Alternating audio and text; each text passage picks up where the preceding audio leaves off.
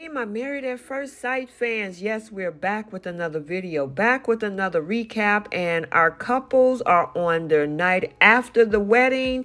Yeah, we got wedding nights. We actually got the honeymoons on deck, and we got one couple struggling with communication. Welcome back to Romance Review TV. It's Lady T. I got another recap for you guys. Married at First Sight, Denver, season 17, episode number 4. And without any further ado, let's talk about what went down with our couples this week. This week on Married at First Sight, we got to see what happened with our couples after they said I do. First up, we have Becca and Austin. Now, things seem to be going well for Becca and Austin. As they went to their honeymoon suite, Becca is feeling comfortable with her husband, but she's going to wait a bit before opening up to him about her health issues. So now the next morning, she opened up to him and told him about her surgery. She went on to explain how she had exploratory surgery, and it turned out to be a diagnosis of endometriosis, and that turned into much more of an extensive surgery than that they thought it to be. Basically, they just went in and saw that I was in pretty rough shape internally, and they went in, they did some nice housekeeping, which caused a lot of pain. Austin was supportive, and she admitted about being nervous to tell him before meeting him. She went on to admit, before I knew who you were, I was really nervous just because I didn't know. Like, not all people react positively to it, and it's okay. You know, in past relationships, I felt like a burden to them. However, all in all, everything went well. Austin was supportive, and I know she is thankful for that. Next up is Clare and Cameron. Now, they went back to their honeymoon suite, but Cameron wasn't sure about how Clare was feeling. It seemed like some type of classic miscommunication, as Clare wasn't sure if he was even attracted to her. And it was really awkward at bedtime when he pretty much just came in, laid down, and he was like, "Stop talking, I'm going to sleep." And she was like, "Would you like for me to stop talking?" And he kind of laughed it off, but looked like both of them was pretty exhausted. Even though he went right to sleep, she gave him a massive side eye. But it's not over yet. Stay tuned, because we got to talk about what happens at their honeymoon. Next up is Emily and Brennan, and they had a cuddle-filled wedding night, and she admitted that despite telling his groomsmen she wasn't opposed to intimacy on night 1, is trying to take things a little bit slower with her new hubby. She went on to say usually married couples make love on their wedding night, but I decided no. I kind of got the impression that he wants to take it slower. I need that because I think I'm jumping the gun and there's a lot of time.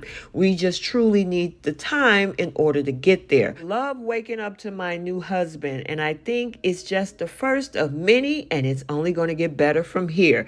Later, Emily met up with Brennan's close friends and family, and his mom is concerned that they might both be too much of perfectionists, which could lead to conflict down the road. Brennan's mom said that they're both so independent and so driven. It seems like they're both perfectionists in their own way, and perfectionist is a wonderful quality for work, but those perfectionist qualities at home between two extremely stubborn individuals is a definite concern of hers. Close friend Richie also has concerns about Emily, mainly that she's never been in a relationship before diving straight into marriage. He went on to say that I'm worried about her not having past relationships.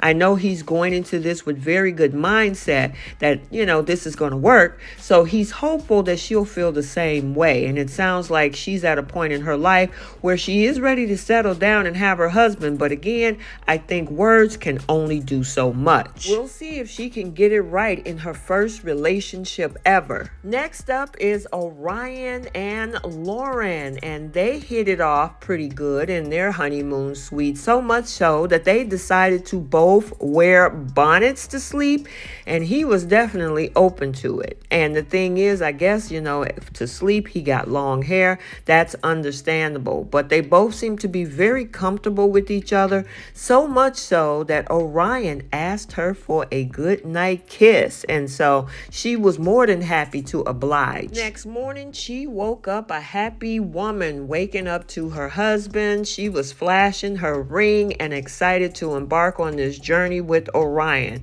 They pretty much had their breakfast, some great conversations, and then of course it was next to meet the families. So Orion and Lauren both met up with each other's families, and the conversations amped up quickly with their age difference and Orion's financial situation coming up. As the season continues, we'll see if those two issues are major factors in their marriage. All of our couples now receive a gift basket showing them where they will be going for their honeymoon, and they were over the moon excited, even though Becca couldn't pronounce exactly the name of the resort, but they're headed off to Cancun, Mexico, and everyone is excited. Couples all met up to go on their honeymoons when Michael, who got left at the altar, showed up as well and explained the situation, and they were all impressed on how he handled things. They even invited him to come on their honeymoon trip as a solo traveler, but he declined the offer. The couples all set off for their honeymoon trip, and upon arrival, Cameron and Claire got into a bit of a tiff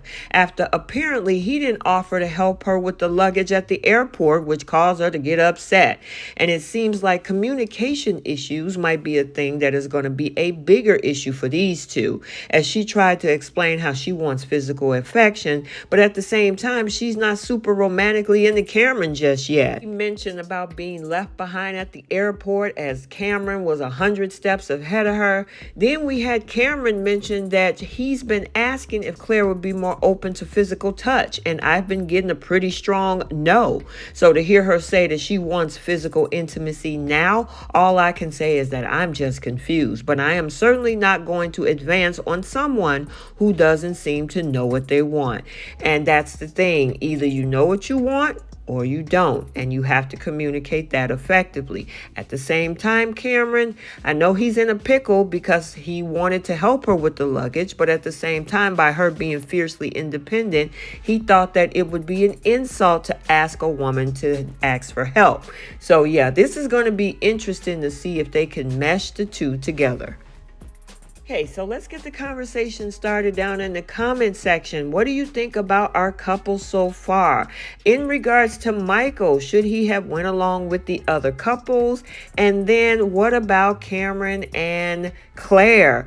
Can they work this out? Does she really know what she wants? And can they eventually come to a happy medium with their communication? Let me know your thoughts. So I hope you enjoyed this recap. Stay tuned for other recaps and updates on this channel. And until the next video, like, comment, and subscribe. And we'll see you next time. Bye, guys.